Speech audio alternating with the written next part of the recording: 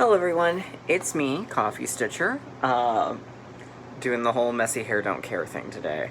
How was everybody's week? Good, I'm glad to hear that. I'm glad everyone had a good week, hopefully. I had a pretty good week. We had a costume contest at work. I went as Boy George, reusing my 80s day costume. So for those of you who follow me on Insta and were like, why didn't he post a Halloween photo? It's because I already had posted photos of me as Boy George, and it seemed silly to do it again. But I won, so woo! So that's $50 that I will use probably at the next sale at Stitch & Itch. So that was fairly exciting. But in terms of everything else this week, that was kind of the big excitement-ish. At least in my world, not in terms of stitching. In stitching, there's lots. So I do have haul. I have whip updates. I'm sure I've got good old Q&A. So we're going to just dive ourselves right on in and see what we can see. Alright, so the first question comes from Brittany Lindstrom. She would love to know what advice you would give to someone who wants to start making floss tube videos. My first piece of advice: watch your first couple. It's awful to watch yourself, I know. I don't watch myself anymore. I did the first couple, though, because it's easier once you've filmed it to see where you can improve in general aspects, like where to look at the camera, things like that. So I recommend watching at least your first couple to see what the audience is seeing. My next suggestion is just go for it. Be yourself. There are people who want to do fancy editing and add titles to their stuff or insert pictures, and that's great. I don't do that, but it's great if you do. It's great if you don't. Whatever makes you comfortable. And at the end of the day, do it because it's something you want to do, not because it's something you feel like you have to do. So that's my suggestion.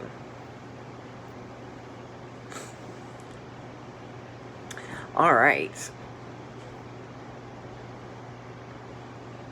Caitlin Graves has a Magical Stitches question. She says, aside from this week's homework, because we got bonus points for using as few projects as possible, do you ever use a project for more than one homework prompt in a single week? If no, any particular reason why?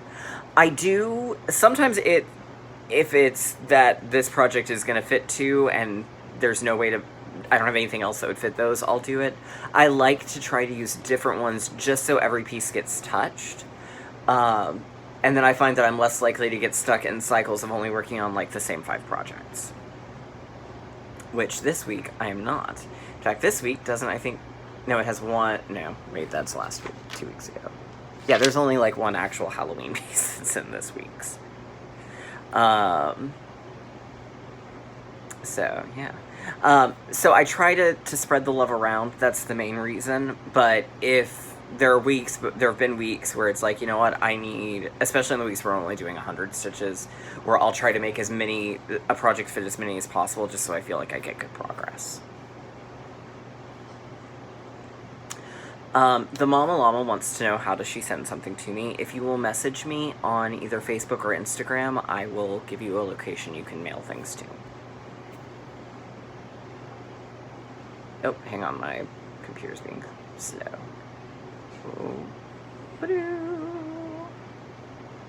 And actually, I need to grab a piece because we're going to have to talk about one in the Q&A. Here it is. Okay. Sorry about that, y'all. I forgot this was in there. Okay. Christy Martin says she just started watching my videos around 11 and she just videos ago and doesn't want to scroll back. So what is my name and where do I live? My name is Garrett and I live in Texas.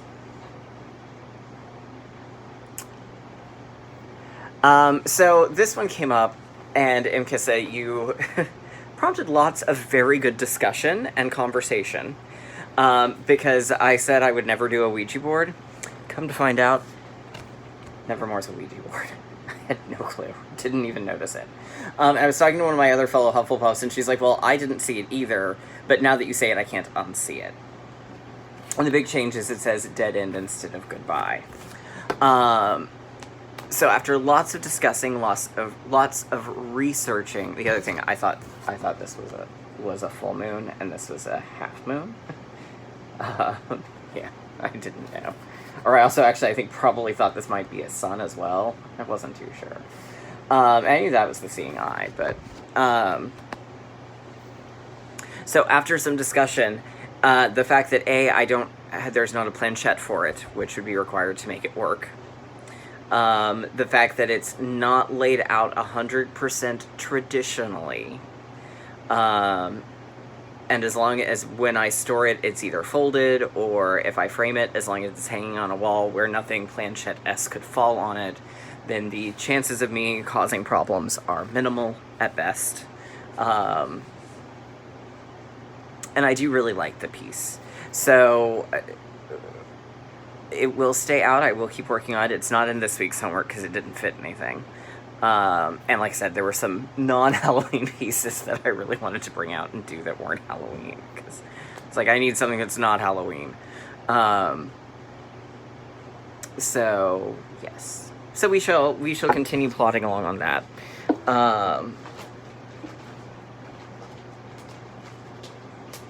Because I really like the piece. So. All right. So, and Mkissa, I apologize if I came off angry or mean towards you in my comments. There was a minor little bit of freaking out that involved.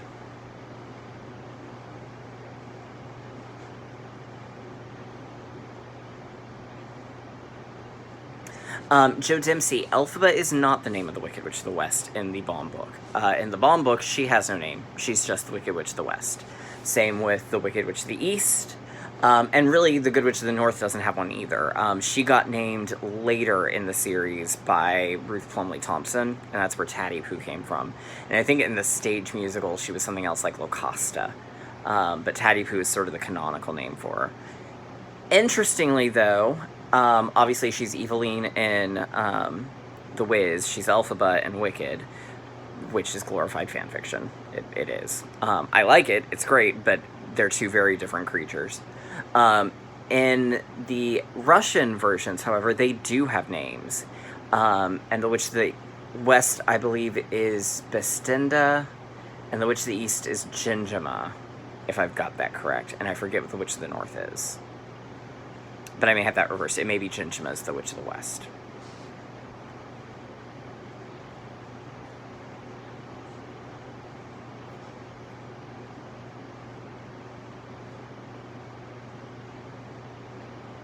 Patricia Kazmarek says, to carry on from last week's question about subjects you won't stitch, is there a designer that you've seen projects of that is never stitched for you because their designs just don't appeal or just not your style? You seem to have a very eclectic taste, so I'm curious.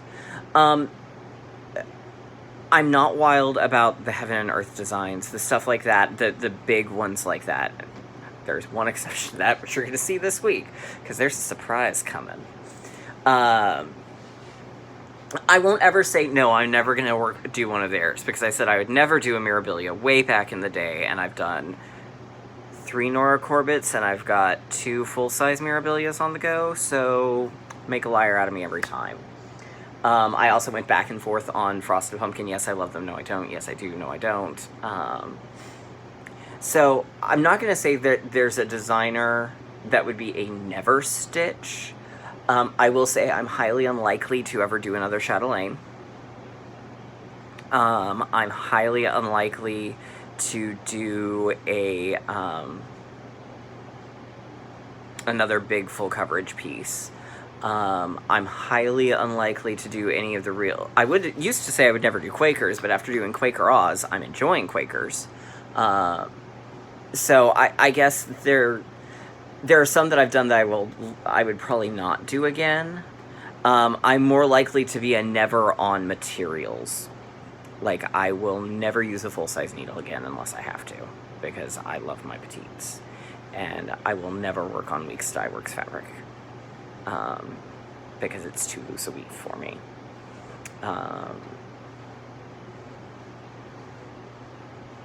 But yeah, there isn't anyone that I just look at and go, no, absolutely not, ever.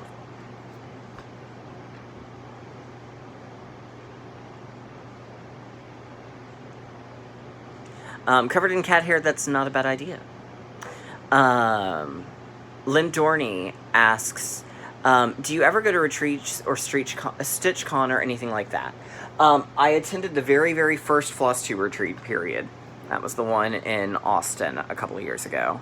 I will be attending, there's a DFW retreat in April that I will be attending. Largely, while I get the time off, the days to be able to take off work, the cost of travel is ridiculous.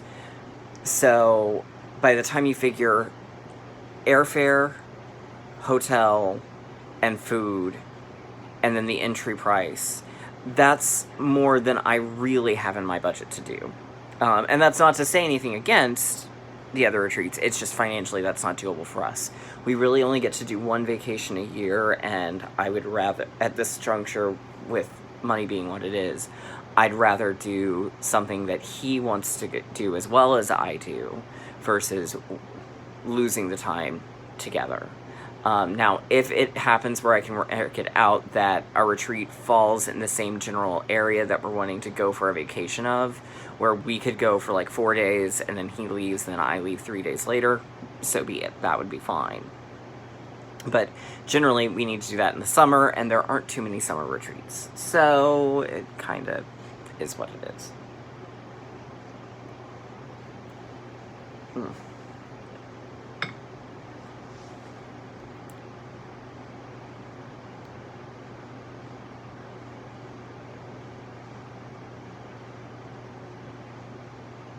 Okay. All right. So, dat bees, all the Q&A for today. So now we're going to pop on over to do haul. I did get some haul from 123 Stitch, but it was like required stuff for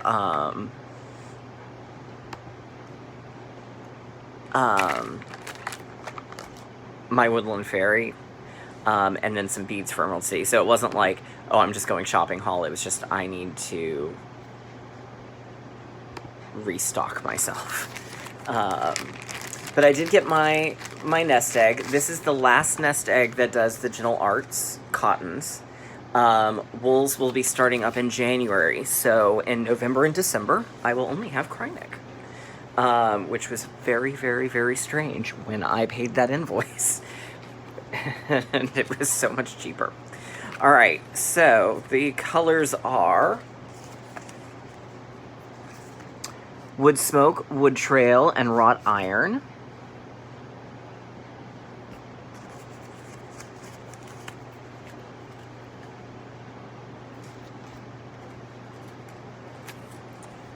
Weathered Barn, Willow, and Wood Rose.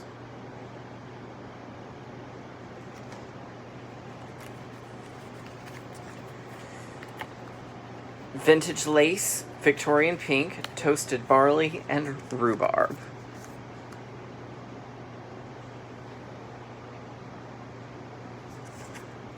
And that, as they say, is all, folks, for the Gentle Arts.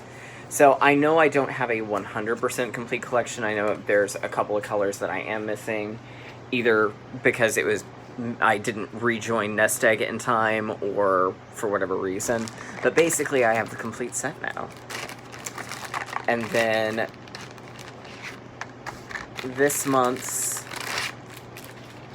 Krynics, we've got Crimson and Crystalline.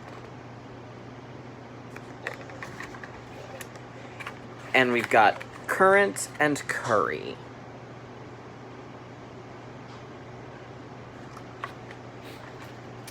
So, there we go. So that was the haul for the week. Alright, so, stitching-wise. So last week I worked on my Mira on Sunday, as always. And I got the tree branch done and the bottom branches below here. So today I was supposed to start the leaves. I may still start the leaves, but I discovered I can't find my Krynic chartreuse. I don't know where it is. I know I have it because I had to order a new skein of it recently. But I don't know where it's gone to. No clue. None. It might be in my Quaker Oz. I bet it's in my Quaker Oz. If it's in my Quaker Oz, then I'll work on leaves. If it's not in my Quaker Oz, then I'm going to start on skin, I think. I do have the metallic. Part of me, or I may start on her wings. It'll be one of the two. I'm either going to do wings or I'm going to do leaves. So, yes. But here we go. So the branches are done. That's exciting. So, worked on that. And so I'll work on that one today. Alright, so this week's homework assignment was to work on spelling out Dumbledore's name. And then once you spelled out his name, obviously, you had to do 100 stitches per letter.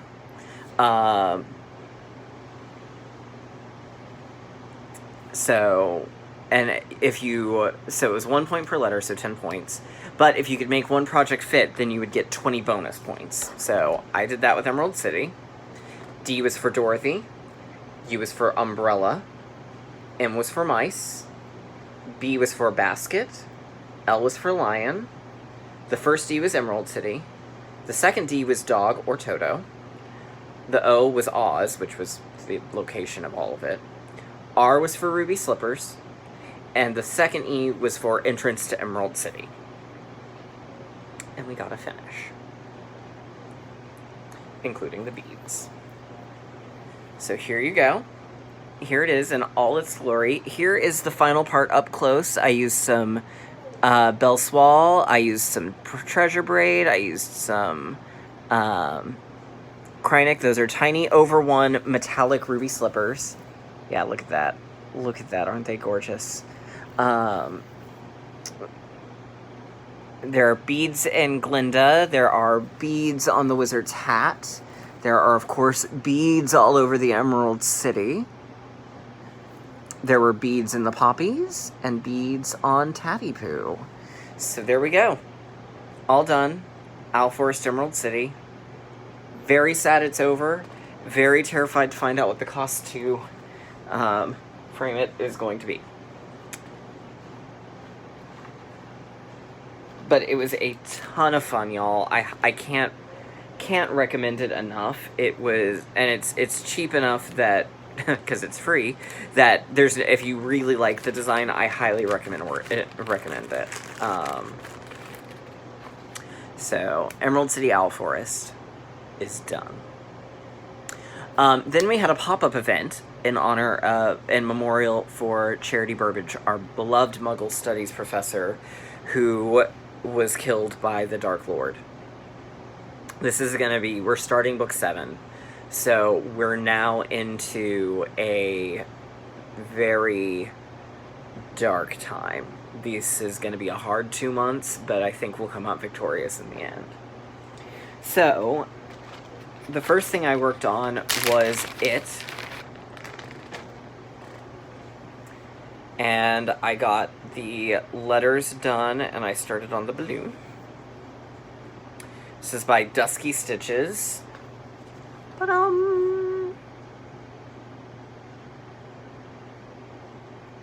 So, there you have it. Georgie and the word it.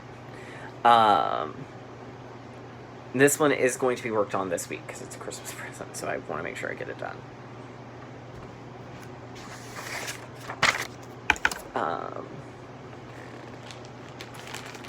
And then I started a new piece I hadn't necessarily intended to start. This one is because it is a Muggle, it's a sampler, because it's supposed to be something that a Muggle would use. Well, this is going to be a memorial / celebration sampler for my pseudo-grandfather who passed a little earlier in the year, for my pseudo-grandmother, who I don't think watches my floss too, which if she does, so you're not going to see pictures of it on Instagram until after it's given to her, and you'll see it here. If she watches it here, well then darn it, I've just spoiled it. but it's Love Grows Here from Elizabeth's Designs. So we're going to try and have it done by Christmas, which I think I'll be able to. I'm going to work on it on Saturdays until it's finished. I'm doing it on Portobello from Fabric Flare. It's an even weave, so I got the tree in the middle done.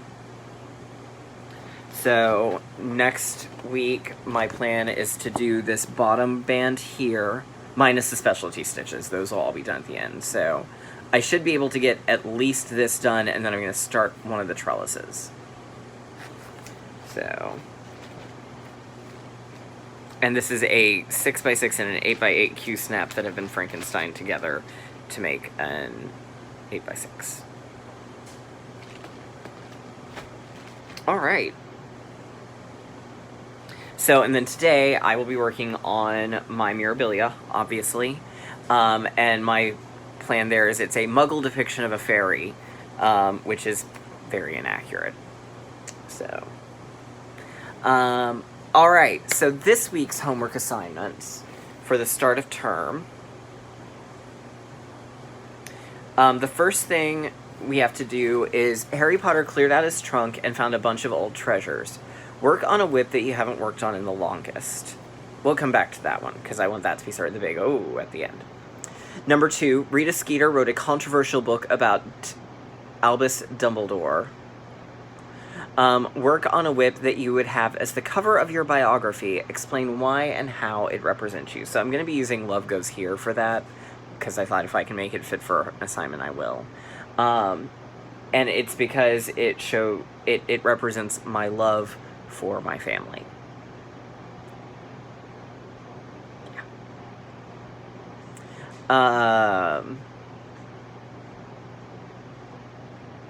Although I could put Nevermore in there and say it's because I'm a spooky bee. I may do that. We'll see. We'll see how I'm feeling when it's time to work on assignment 2. The next one, the Dursleys wisely took advice and left number 4 Privet Drive for good. Say goodbye to a project and work on the whip that you're closest to finishing, and that's it. Because I just have the balloon and his eyes, and then it's done. Number 4, we had to put our Polyjuice potion to work, and one of our students was cloned 7 times. It was during this time we had to fight the 7 Potters War. Work on a project that has repeating patterns. So I'm going to work on my Long Dog quilts, because it has this band of repeating hearts, and a band of repeating stars, and a repeating border.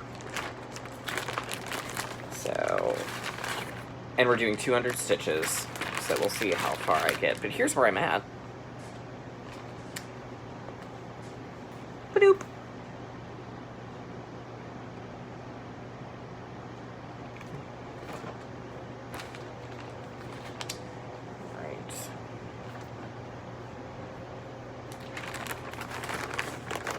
Okay. Then, the next one, former student, my literary boyfriend, George Weasley, lost an ear due to a curse during the above war. Work on a project that you can hear the sound it would make when you look at it. And it's okay, because now he's saint-like, because he's holy. George appreciates that joke.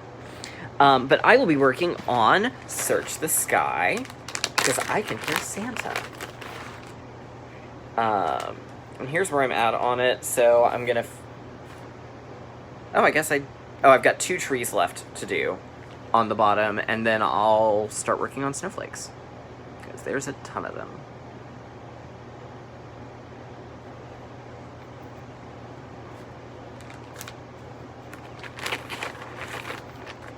Okay. Then our bonus is for the initials RAB, which is a truly confounding puzzle.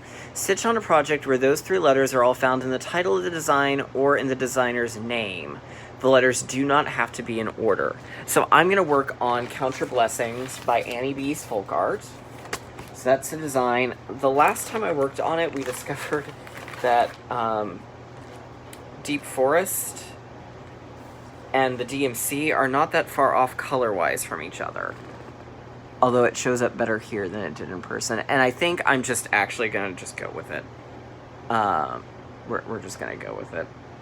It's okay if it's not super, super obvious. I don't mind. Because I like the piece and I'm ready to keep going on it.